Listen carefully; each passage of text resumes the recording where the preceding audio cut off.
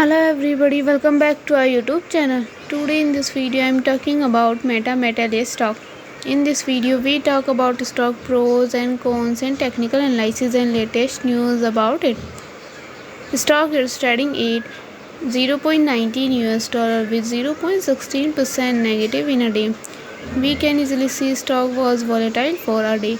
The volume of stock was recently not all-time high. So the fundamental stock is not better for today. Before buying and selling the stock, please consult your financial advisor.